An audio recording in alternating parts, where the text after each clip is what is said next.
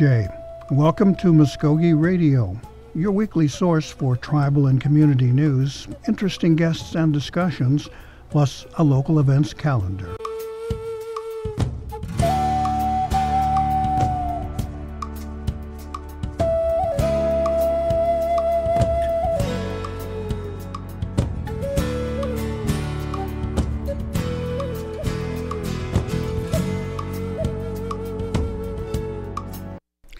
Jay Stongo, Gary Fife, Jaho Jeffkados. Darren DeLon, Joe Jeffkados. Joe Hooper. That was good. All right. I hope you like our new guitar intro there, courtesy of yours truly, who's driving the board here this morning. So we're trying to make sure we don't make too many mistakes. So far, he's got a grade of C. Yeah. Let's see if we can get a C plus before the show's over. We've got a lot of stuff to share with you here in the program today. First of all, we have Earth Day coming up, and the Muskogee Creek Nation is once again observing that particular event with a series of activities, including a cleanup. So we'll be talking to a crew from Environmental Services there. Also, it's also Sexual Assault Month. We have an award winner, Sean Partridge, joining us. She was recently honored by the Department of Justice. We'll talk about how we're doing there. And finally, Darren has a chance to talk with a teacher who participated in the walkout. We're going to find out what it was like and what she felt they had accomplished, and just a good feel for the event. But first of all, gentlemen, welcome. We have joining us James Williams and Joe Hooper from the Environmental Services. Thank you for being here this morning, gentlemen. Good morning. Thank you. Good morning, and thanks for having us. Okay, we have the observance of Earth Day coming up on Friday, right? Yes, this Friday, April 20th.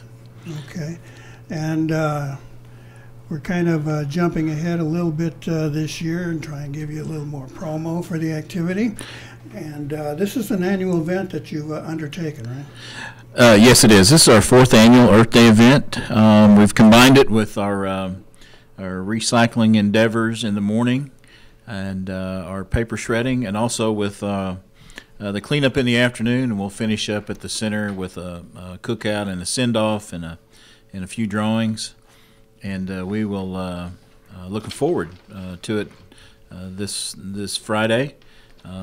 Looks like we're going to have some good weather, so we're well pleased with that coming up. Right. Last year you got rained out, right? Got rained out last year, and then we pushed it back a few weeks, and we ended up doing it the week before festival. And I don't know if we'll do that again. It was like 100 degrees when we was picking up trash last year. I'd rather pick it up when it's 60 or 65 than 100 degrees. So. Hey, James. Yes, sir. Do y'all have a place, like I guess, set out where y'all going to be doing this trash pickup and? I guess the activities. Do y'all have like an area that y'all's going to be going to? We do. We have like 3 different locations that we're going to pick up. We're going to start rounding up a little after 1 in front of the chief's office building, and we'll stage out of that. And we're going to pick up along the Loop 56. Mm-hmm. We'll probably start at Mission and work our way back. The other group will start at 75 and the old 62 down there by Walgreens, and work toward the hospital, and then on toward the golf course out that way, country club. And then if they get some more done, they'll go on down to the Loop and start working their way north. Then we have another group that's going to pick up around our fairgrounds and kind of around the complex a little bit and whatnot. So, yeah, we should have 3 different groups. If we have 4, we have one more that we could do, but we'll put that out there when we get there. That's great to hear. Yeah. It's great to hear, especially with that. Like I said, it's the 4th annual. Could y'all tell, what made y'all want to get into this? What made y'all want to do something like this, like a trash pickup? Right. Well, Earth Day actually started in 1970, mm-hmm. So it's 48 years old. And we knew, being environmental folks, that we was needing to start to do something to participate, to be a part of that movement. This is one of the world's largest environmental movements at this time of the year, and we wanted to be part of the Be the Change also for Creek Nation. We wanted our image to be better toward the community and to the environmental stewardship. So this was kind of something we were looking for to get out and clean some places up, do some recycling that day. So it was a good fit for us. In our offices, we have about 12 or 14 that'll participate, plus we'll sign up volunteers. And we were talking about this yesterday. Our first year we had about 80 sign up, so it was a good group. The year before that it was a little less.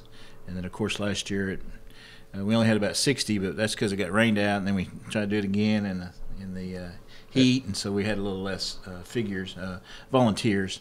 And so, but this year we're hoping we have a pretty good turnout this year. Now, this being a national holiday, do you have any connection there? Do you pick up an agenda or a list of projects that should be accomplished? They do. Actually, April the 22nd is actually the official Earth Day, but we decided to move ours to Friday, April the 20th, due to the fact that it's hard to get volunteers on a Sunday.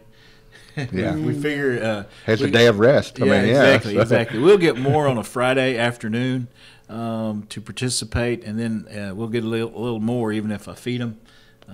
But also if we give out a free T-shirt after the event, they like that too. So it's good. It's good fun. It's good fellowship. It's putting your foot forward, doing something for somebody else.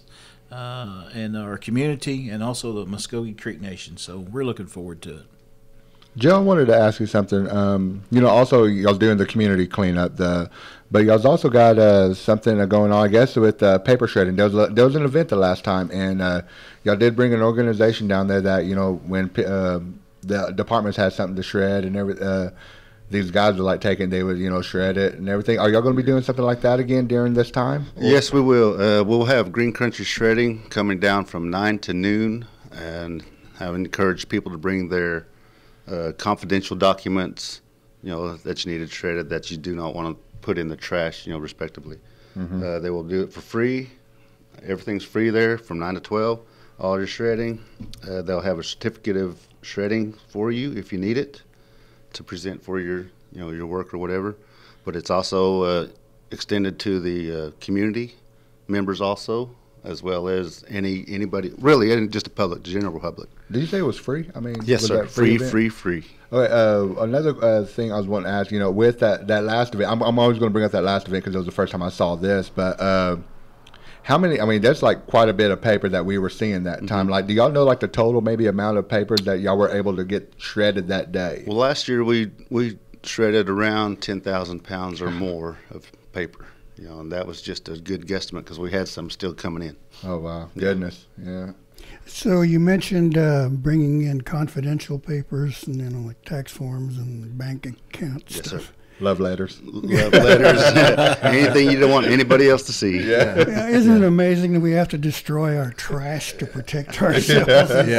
Yeah. The recycling is a big part of what my household does. My wife is always, oh, no, don't throw that away. Put it in the recycle bin. And we do it through Glenpool. But are people like Muskogee citizens or community members, are they the only ones you want to see, or is it just a much broader community?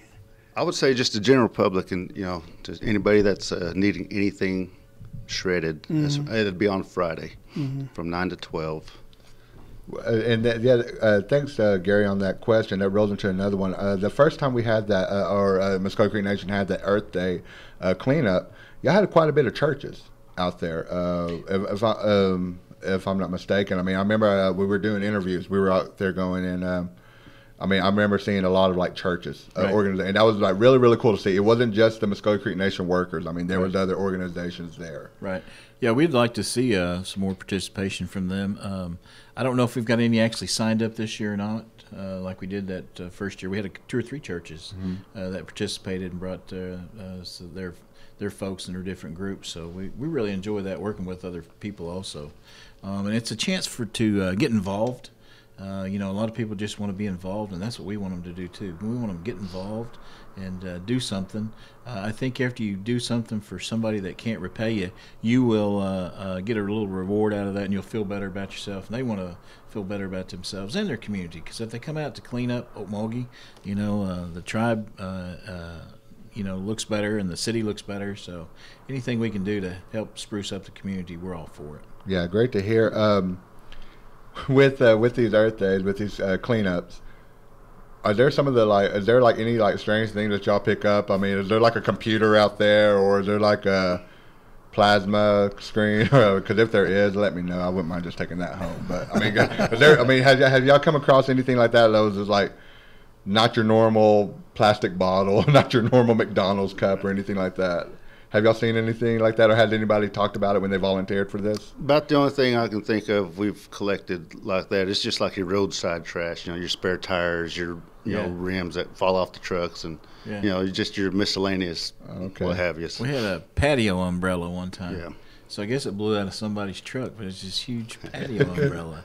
We used to do this in Anchorage when I worked for the electric utility, and we had a crew go out on section of city streets and along a thoroughfare there, and we got all kinds of weird stuff. Some things you probably cannot mention on the radio, but like inflatable dolls. Oh goodness! One crew found a pistol. Really? Yeah, and pawn shop. Pawn shop. Scrape the rust off. Yeah, and found out they actually had a really good time doing it because first of all, you're off the job, you get to go play out in the sun, and have a good time, and at the end of it, there was a big cookout, big feast. Oh yeah, and this was a citywide thing. And we had private groups and corporations and oil companies coming in, and then a lot of city departments, and then churches and things like that. Mm-hmm. So what kind of response are you guys getting? Are we getting a lot of tribal departments participating? We're getting a lot of tribal departments that'll come in, and they'll send one or two, which is good. That's what we want them to do. It's tribal wide, city wide, so anybody that wants to volunteer, the more the merrier. So we'll, and the more volunteers we have, the more locations we can do. Mm-hmm. We've kind of set these 3 sites out that we focus on, but there's always more. You can just drive down about any road here and you'll see some trash. So we'll just pick up all we can. Okay. One good thing about that, with that. Not only that day, but just every other day in general. Is there some tips that you can offer our listeners, just what they can do to just be more responsible when it comes to that? I know with plastic bottles, and me and Joe talk about this all the time. There's even a separate category for just laundry dish detergent and regular water bottles. Could y'all give the tips to our listeners on just stuff like that? There's plenty of information on Google. Google's a good thing, so that's where I get a lot of my information. You can just Google up recycling tips, and they'll give you numbers 1 through 7, and it gives you a brief description of why they changed the numbers and how the process happens. Mm-hmm. But I like to say our slogan this year is Recycle Day is every day, and that's not just for this year. To me, that's just a everyday occurrence. Mm-hmm. Well, recycling never stops. Picking up on that point, tell me, you're there at the recycle center all the time. How are we doing? I mean, is there a steady flow of stuff coming in? Yes, there is a steady flow of everything coming in. We collect from our complex as well as a few businesses throughout our communities. Mm-hmm. So we get a pretty steady flow of cardboard, plastics. Again, your shreddable papers, we get those. Mm-hmm. We don't like to take full sheets of paper because you never know what comes in there. Yeah, we hand sort through every bit of that. So that's why we like to say when we do the shredding, that's exactly what we mean, because we don't want to be responsible for what comes out of the center. What comes in the center stays in the center. Right. That's right. One good thing about that is, too, I mean, we also see your departments. I mean, y'all make a good presence. I mean, we see y'all come to our offices a lot. Just pick up the bottles and that we have recycled. I know Gary's big on it. Sterling's really adamant about just recycling. I mean, we have those things set aside just for that reason alone. So it's a really cool thing that we see. I mean, we see the presence that y'all are making to help the citizens as well as the people that work in each department to just make that little difference, even if it's just one bottle. No, we're trying to do is set the example, and that's what we as adults and as community tribal members, we need to set the example for our young people. As we wrap this up, maybe we should mention the kind of things that you don't want to see. Gotcha. Well, what we don't want to see is we don't want to see any paint of any type. If it is liquid, it is flammable. So if you do bring paint, you have to have the lid off, and the paint has to be dried. So we don't do any of that. We don't take any hazard material like pesticides, herbicides, all the spray. We don't have that. That's another collection event, be a hazardous waste household collection event, but that's not this time. We don't take any white goods, say like if they had Freon or anything, or we don't take washers and dryers and dishwashers and that type of white goods or anything that's got Freon. We don't take any refrigerators, that type of stuff. And this, we were taking tires last time, but we really didn't get a good participation with the tires, used tires, so we're not doing it this time. We could if we get some interest in the future, but we got the permit to do it, and we thought we'd really get some tires, but I don't think we got any, did we, Jeff? Yeah, I'll make sure my tires are more bald than curly on the three so those Indians will drive those tires until they're shiny. That's why they're called Maypops. But, okay, guys. Anything else you want to add real quick? I just want to say that the main thing here on Earth Day is just get involved. Try to do something, whether it's recycling. You can always plant a tree. You can pick up some trash, but the main thing is reduce what you're using, or reuse, or recycle it. So that's the main thing of Earth Day. The only thing I'd like to add is if you have a grandchild or children of your own, that's the reason right there. Sure, teach them. That's right, teach them. Bring them up right. All right, gentlemen, we wish you well. We'll be out there. Muskogee Media will be covering this event and participating. No snakes, guys. No snakes. No, Jitto not allowed. All right. For having us. Okay. James Williams and Jim Hooper from our Environmental Services.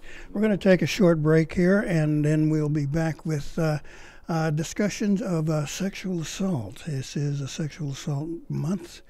And the director of our program was recognized and got an award for her work. So stay with us here on Muskogee Radio. Our world was founded on women. Our identity comes from our mothers. I carry their wisdom. The women have taught us our ways and traditions. I carry my nation. The women have taught us how to survive. Their strength guides us forward. I carry on. We are Muskogee women. Culture, preserving it, living it. Smart psychological.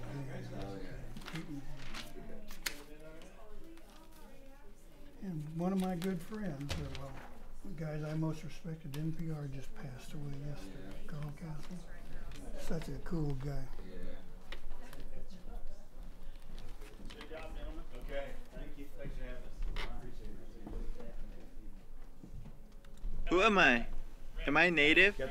I don't want people assuming things because I'm Indian. I just want to be me.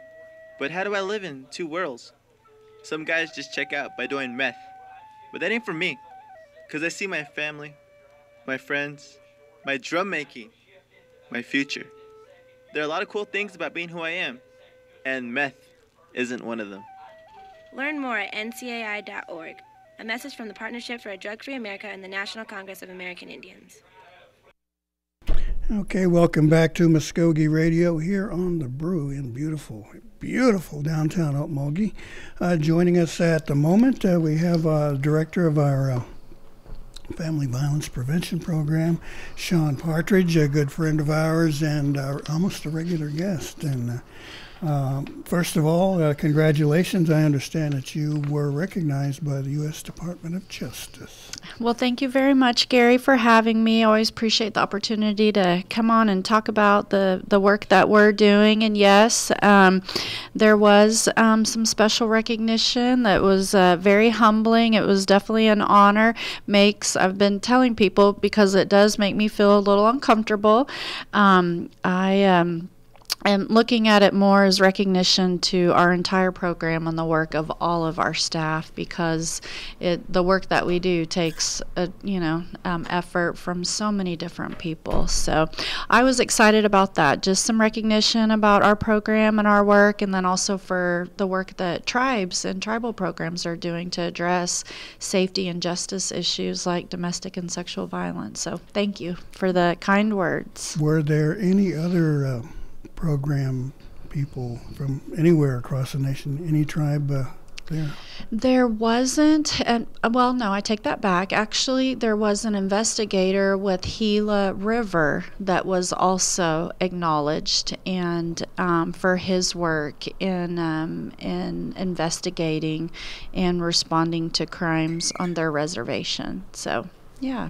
But you were there for us, yeah. Muskogee Yes. Nation. Oh, thank you. Well, you mentioned your crew there, and we'll be joined by one of your staff people there. Yes, as a matter of fact, so we got Tanya Barden out in the hall on an important call related to our work. So so she may or may not make it in with us, but that's just how it goes. And that just is a testament to the work that our staff are doing. It goes well beyond the hours of 8 to 5. Our staff are rotating week-long commitments to answering our program line, which after hours rolls over to the on-call worker.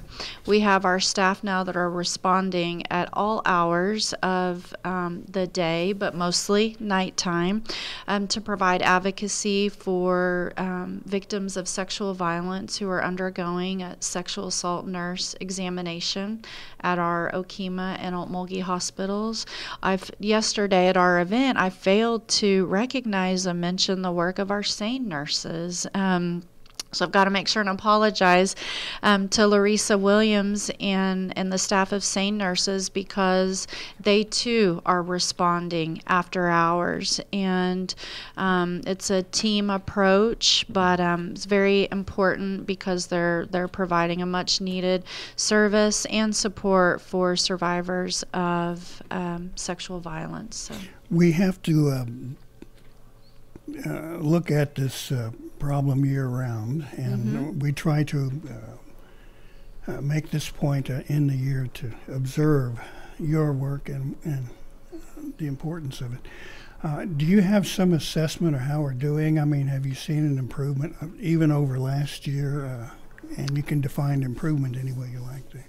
Yes. Now, reports of sexual violence or people reaching out for services and support due to sexual violence, those calls still remain relatively low in comparison to the calls that we receive for people who've been impacted by domestic violence, but those calls are increasing.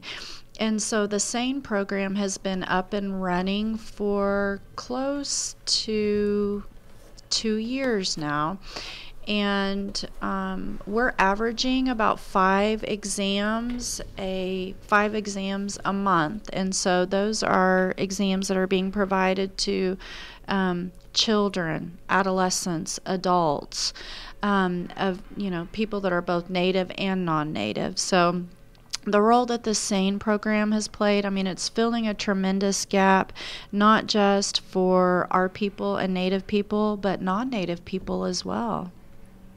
Well, that's an encouraging thought that people would be placing a lot of trust in your crew there and doing what you're up to in terms of support and help. Discouraging, perhaps, maybe, that those calls aren't going down. Do you ever feel like that, or is it don't have time for that kind of thing? No, I think because just because we're not receiving calls doesn't mean it's not happening. Unfortunately, the reality is that domestic and sexual violence, it is occurring.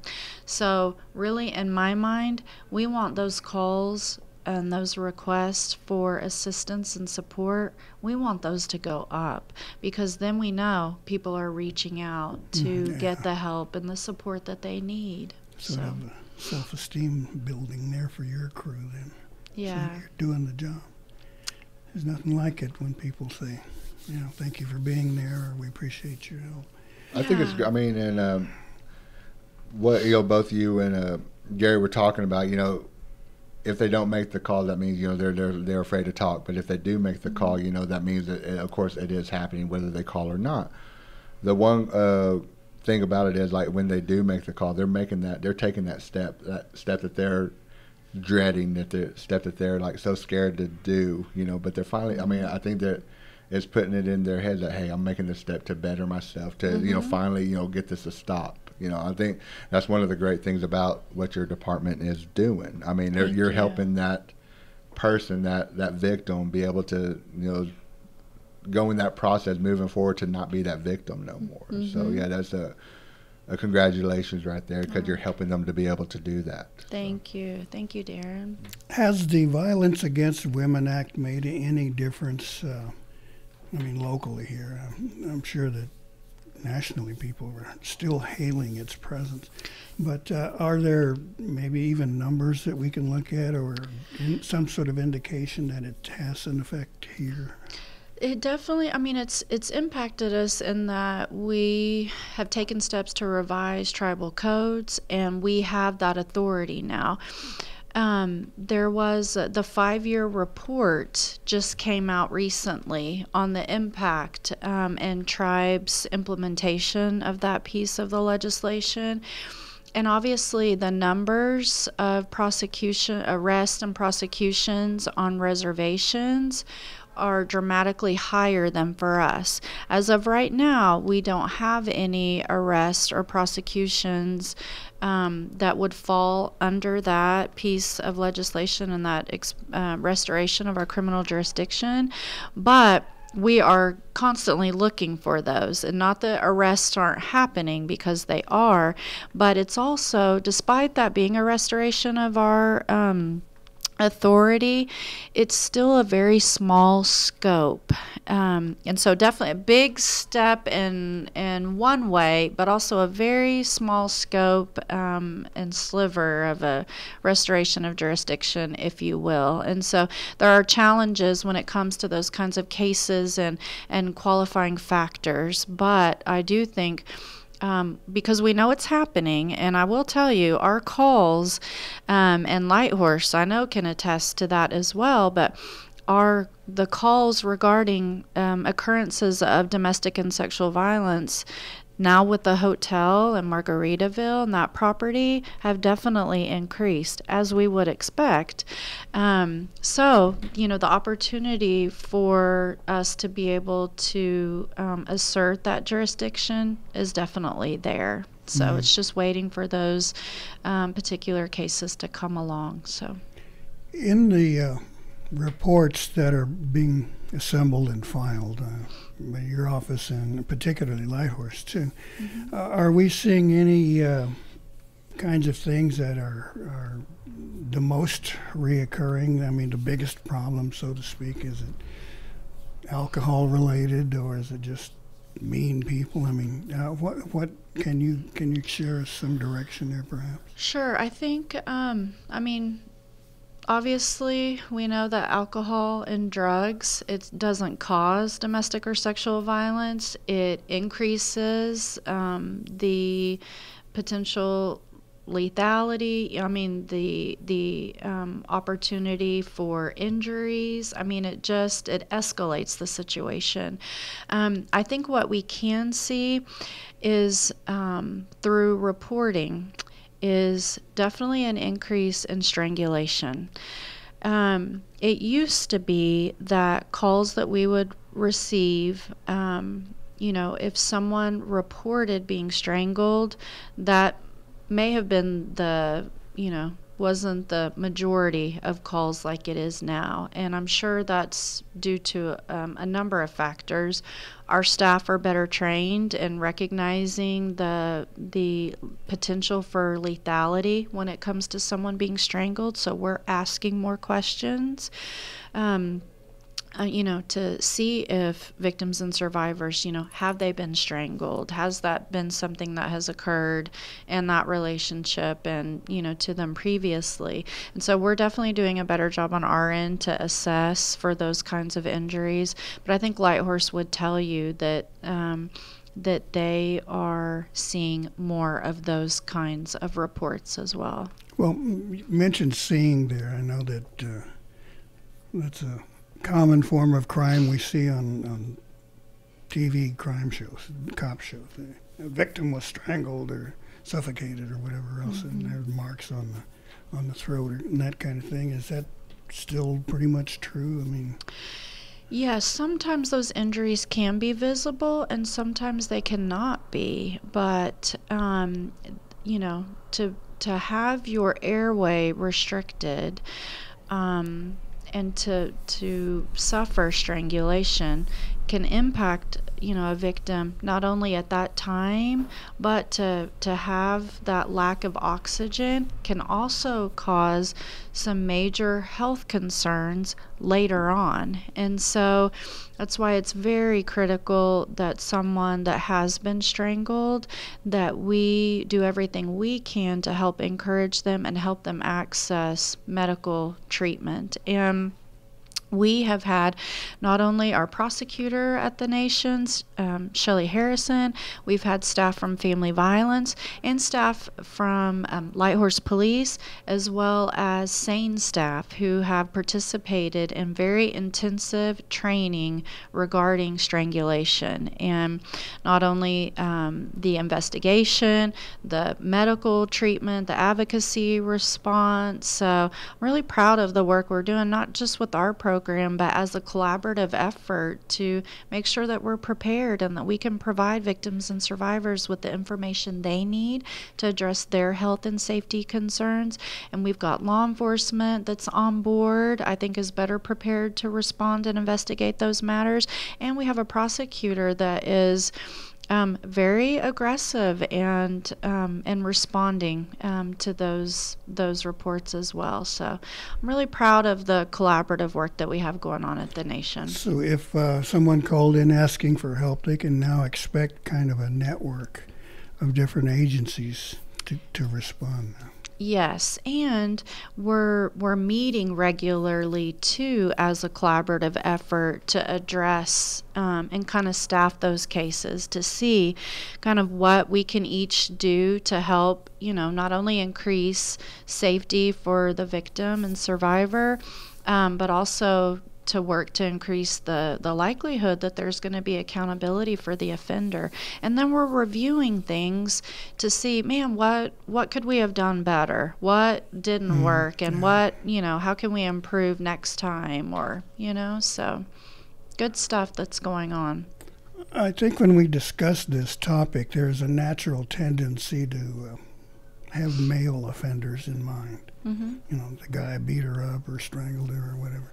Are you seeing a lot of cases where that is not the case, where a female might be attacking a male companion? We do see those, but overwhelmingly, at least, and not only, national data, is indicative that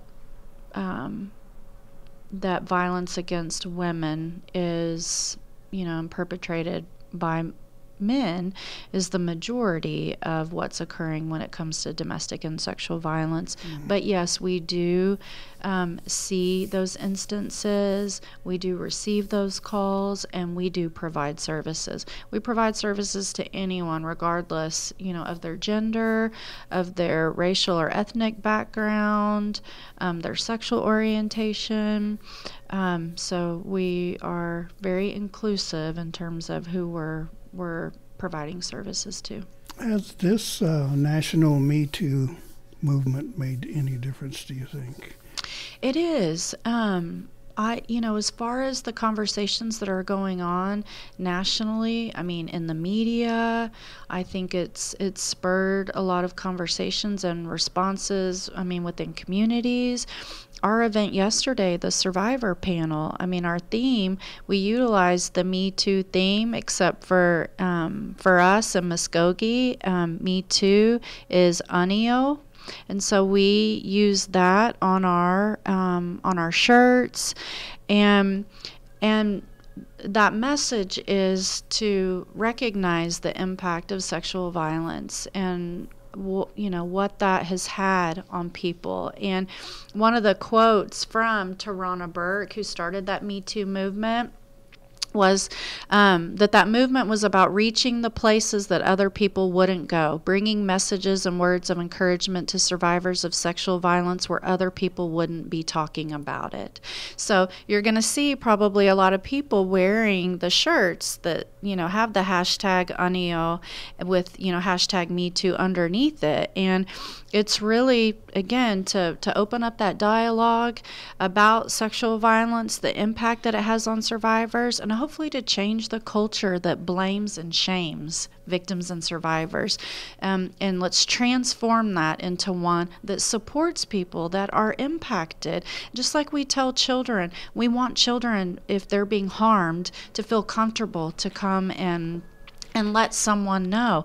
We should be doing that for everyone, and we should be supporting them and creating an environment that makes it safe to report, that kind of abuse.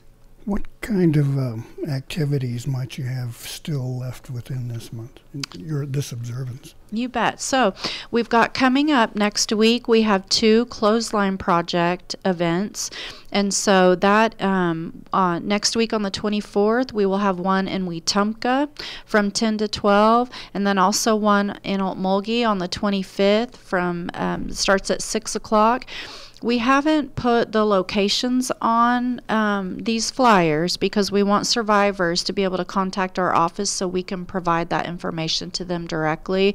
We wanted to be able to, keep it as safe and confidential location as possible. We also will be rolling out within the next day an event coming up next week on the 26th, a Warriors Honor Women focused event geared towards men to help educate men and on what they can do to help change the culture that supports or perpetuates sexual violence. So we're excited about that. So look for that information coming out, a male-focused event with lunch and some great speakers. So that's what we've got going on. The Clothesline Project, again, is a time for survivors to come, decorate a shirt about their experience, to really share their voice, and we're using those as a testimony to the impact of sexual violence. All right, John Partridge, thank you so much for coming in again and giving us another update on this topic that still plagues our communities. Mm-hmm. We appreciate you taking the time, and congratulations on your award. It's nice to see somebody get some recognition for their work. Thank you so much. We really appreciate Muskogee Media. Oh, thanks. All right, we're going to take another pause here, and then we'll be back with a teacher who participated in the walkouts and kind of get an inside look on how that went. Darren DeLon will be heading up that interview, so please stay with us here on Muskogee Radio. Who am I? Am I Native? I don't want people assuming things because I'm Indian. I just want to be me. But how do I live in 2 worlds? Some guys just check out by doing meth. But that ain't for me. Because I see my family, my friends, my drum making, my future. There are a lot of cool things about being who I am. And meth isn't one of them. Learn more at ncai.org. A message from the Partnership for a Drug-Free America and the National Congress of American Indians. Our world was founded on women. Our identity comes from our mothers. I carry their wisdom. The women have taught us our ways and traditions. I carry my nation. The women have taught us how to survive. Their strength guides us forward. I carry on. We are Muskogee women. Culture, preserving it, living it.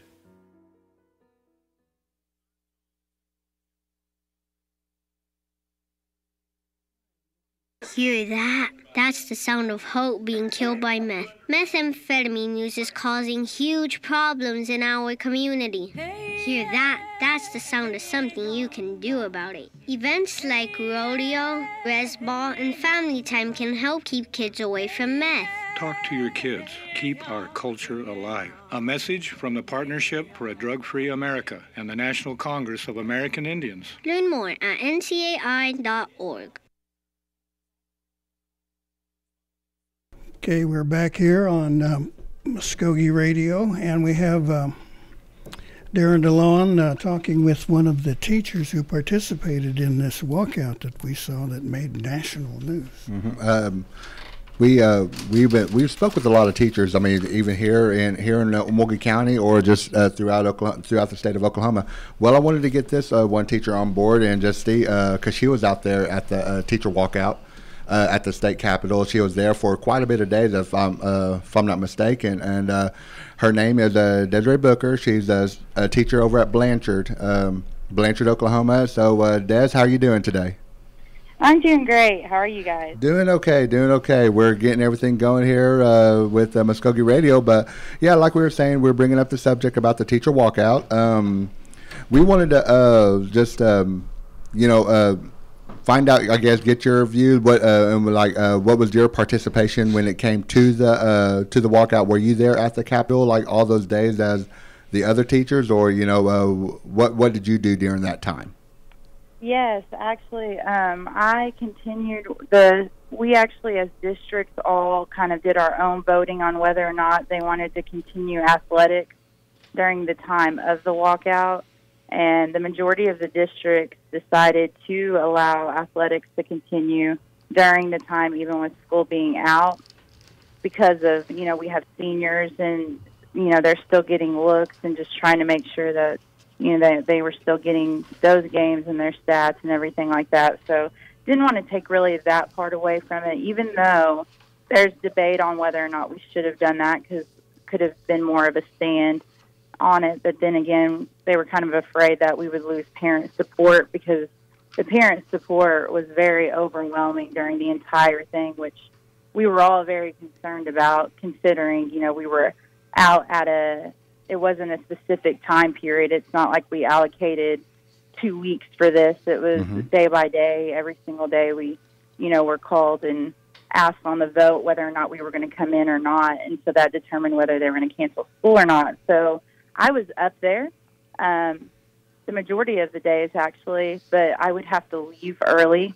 So I'd go up in the morning about 9, and then, I'd have to come back to Blanchard about 2 in order to get the bus and all of that ready for our games and to head off and go play the games, or even get the field ready for home games that we had. Wow. But I was still able to participate in all of it, and it was an amazing atmosphere up there. It was, it kind of, I could cry right now thinking about it. It just puts you kind of through a bunch of emotions when you're there to see the amount of support that was there, because the last thing I remember is a couple years back at a OU basketball game. It was a scrimmage, but I was watching Buddy Buckets, and that was whenever we voted for the penny tax, and it didn't pass overwhelmingly by Oklahomans. And that kind of really hurt a lot of our feelings, I would say. I know none of us wanted our taxes raised, but it kind of made us feel like that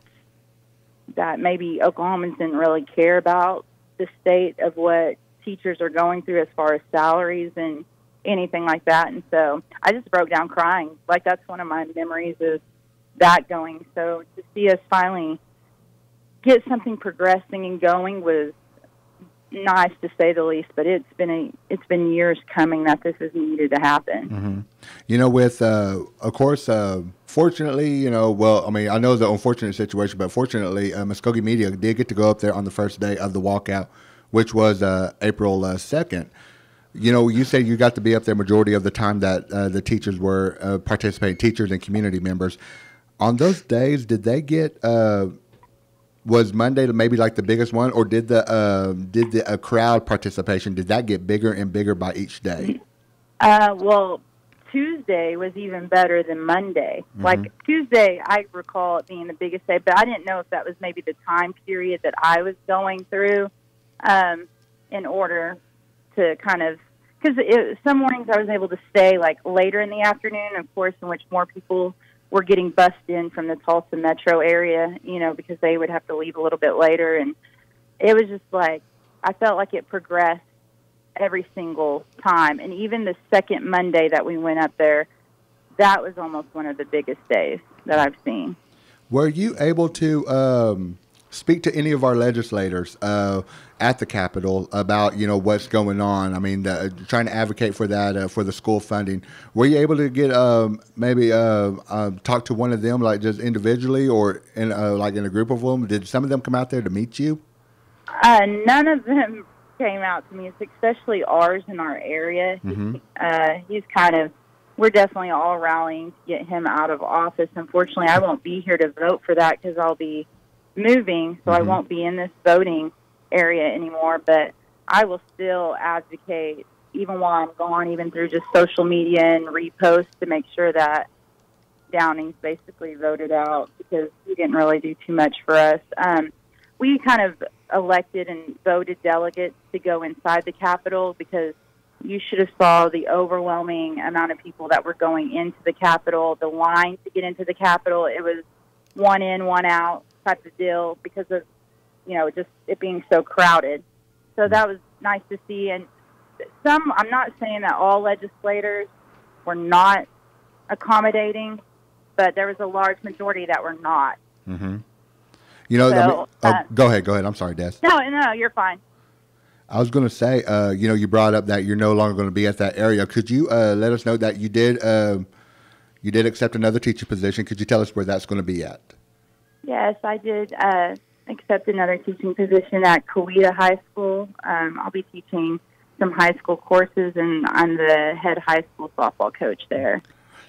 Did you talk to any of the educators there at Coweta High School about, you know, maybe their views on the work stoppage? Did they participate in that as well, or were they still in school?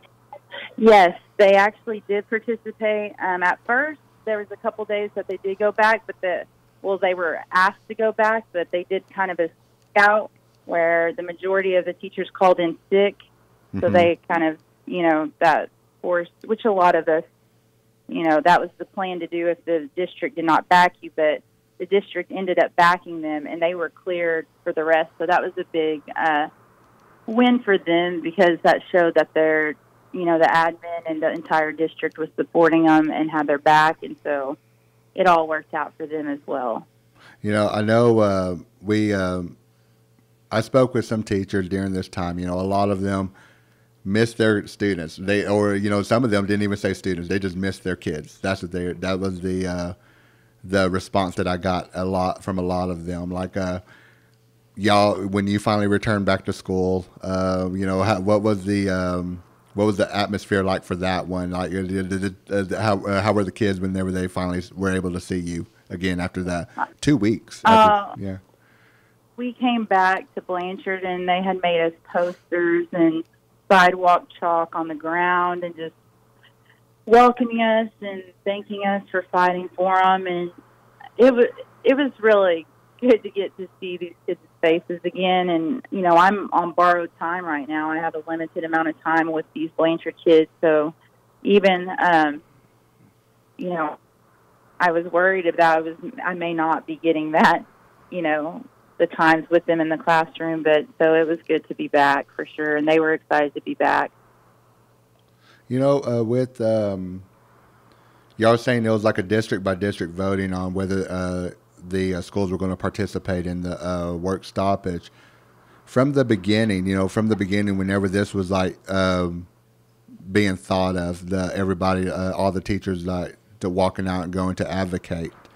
Was the Blanchard, was the city of Blanchard? I mean, were they all in favor of that, or were there some people that were against it, or how was that a turnout? I mean, we had great support from Blanchard. Blanchard has been on board 100% from the very beginning to the end.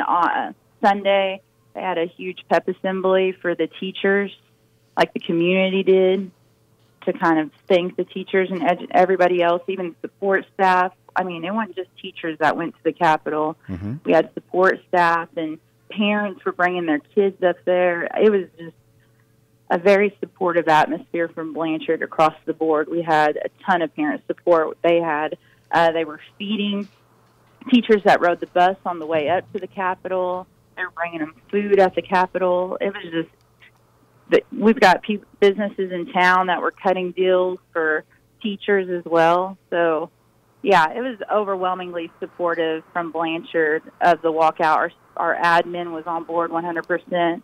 Our superintendent, he's very vocal and speaks out with things like that. So we knew we had somebody to have our back with all this. Mm-hmm. And so it was a great environment. Good.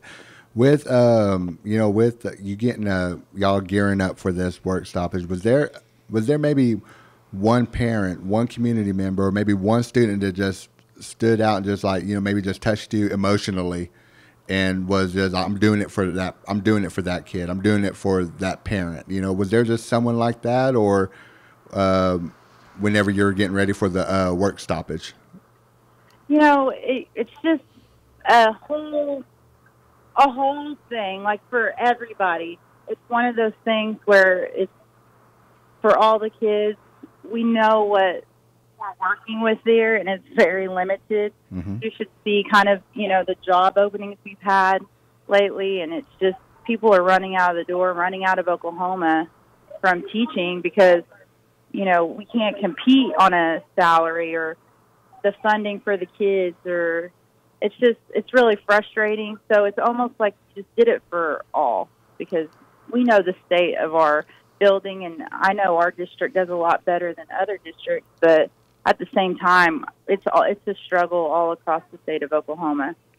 Everybody around here knows you pretty well. I mean, you're very popular around here, around Muskogee County, and we all know you as you're a joker, you're comical, you always crack me up every time we talk. But so the reason why I'm pulling that up was when we saw these things on Facebook, on social media, we saw some crazy posters, or not posters, but just people just making all these signs. Yes. You got to tell me, was there any sign that you made that that just stood out, or was there any signs that you saw that just stood out? Oh my gosh, the signs were amazing, because don't give teachers some art supplies, because they will come up with plenty of wit, and it's going to be clean cut and organized, and it looks good. Mm-hmm. I really cannot pinpoint any particulars, because some of them weren't always. Some of the funnier ones weren't always the most appropriate. Oh, okay. Yeah. I made 2 signs. They weren't bad, but they were comedic, to say the least. And, it was always a good response. And you're just walking around with these signs, and people are asking to take pictures of it. And you can just look and just see so many different creative signs. And some of them, got really deep and were, very true and honest and were just straightforward. Whereas other ones, it's almost a joke. And I know it's not a laughing matter, but it's to the point where we had to find some type of humor out of the situation, to kind of keep it lighthearted, because it was very discouraging to see our legislators, vote stuff down that could have really helped us and get to the mark that we originally asked for. Yeah. We're about to wrap this up with Des Booker, educator at Blanchard, Oklahoma. But one other question I was wanting to ask, you being out there, were the demands or the needs that you had, were they met, or are they still needing to be advocated or to go after? We're still sending students to. We're doing field trips right now. Each grade is going to take a field trip to the Capitol, because there's still plenty of education bills out there going on the table, and they're still getting voted down. That's probably the most discouraging part of it. Of course, we wanted a raise. We originally asked for $10,000, which would still put us, in the middle of the pack, not even necessarily in the middle of the pack, but, they passed something to get us $6,000 of that. We asked for $5,000 for our support staff. They only gave them $1,200. And then we asked for $200 million for our students of funding, but only got $75 million. So, and that was decided even before the walkout. But we're okay with the raises. It wasn't the $6,000, because there's problems with that too. But the funding, we continued to walk for the funding. It wasn't for the raises. We got a raise, okay. But the fact that our kids are still getting cheated out of this and not getting the money that they need in order to get a quality education in Oklahoma, that's probably the biggest problem, and almost the most disheartening thing is that our legislators are voting down education as a whole for our students. It has nothing to do with the salary at this point or anything. And so my biggest tell, is it a win? No. But is it a step in the right direction? It's what the biggest thing that came of it was that people now know that what legislators are not voting correctly for the education in Oklahoma. And I feel like before this event, people would have just continued to straight party vote and vote these same people in office, and we'd still be having the same issues that we're having. So I'm just asking that in November, people do their research and actually do go vote at the state level. It's very important that we vote, period, but at the state level, it just directly impacts us, and clearly we're having issues with it now. And so my biggest plea is for everybody to look who they're voting for and don't go in there and straight party vote, just because there's great on both sides, but make sure we know who we're voting for and get in office that will have our back. Okay.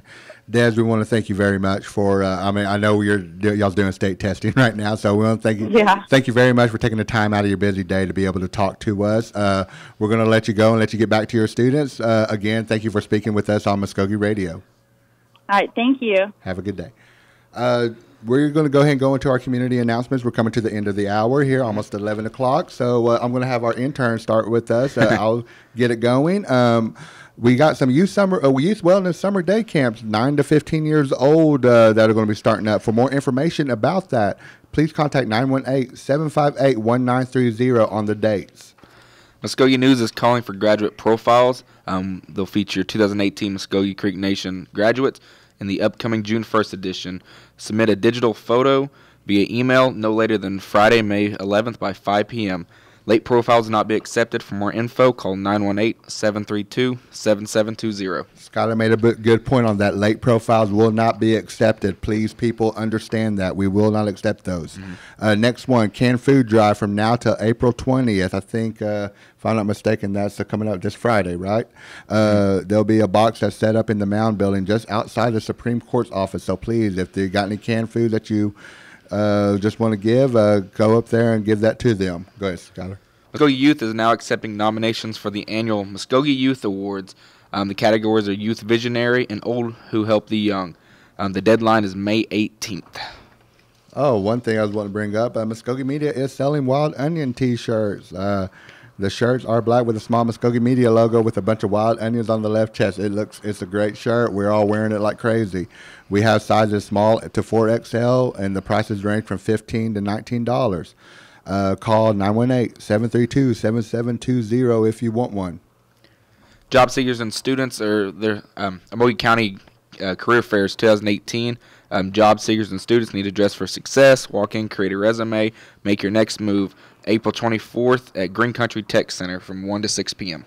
We have this Thursday, April 19th at 7 p.m., we have a 100 Years documentary, kind of like the David versus Goliath story of Eloise Cobell, be going on at Circle Cinema. I think that's in Tulsa, I think on Lewis Street, if I'm not mistaken. You might know the address. But yes, this Thursday at 7 p.m. Creek Chill is hosting a kickball tournament. There'll be 12 teams consisting of 7 male and 3 females, ages 14 to 18. Prizes for first and second place. Entry fee is free. For any questions, call 918-549-2557. And that'll wrap it up for the announcements. Go ahead, Gary, if you have anything else. Yeah, you guys were there at that big walkout in the last 30 seconds or so. Yeah. What was that like? Go ahead, Skylar. You were there. Yeah, I was there. Yeah, I heard a lot of things. Tuesday was one of the biggest days they had. Monday, we didn't see very many people going into the Capitol as much. I had a few teacher friends there. They said inside the Capitol was just, it was crazy and insane just how many people showed up and jam-packed the place.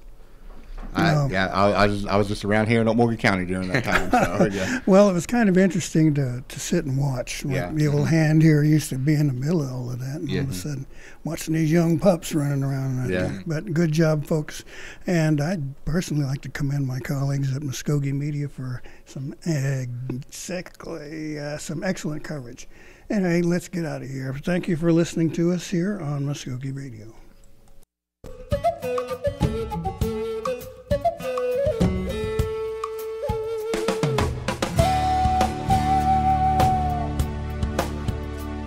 You've been listening to Muskogee Radio.